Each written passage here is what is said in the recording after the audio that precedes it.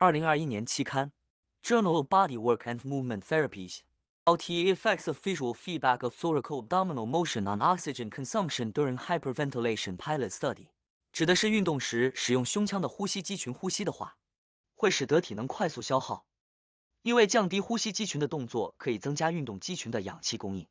这样的科学证据跟直觉上的认知刚好相反，太过于猛烈呼吸反而会耗尽体能。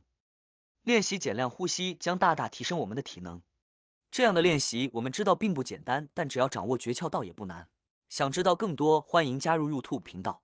疗愈身心的勇气，每周三晚上7点由 Bookling 医师一言的直播节目，如有需要可线上讨论。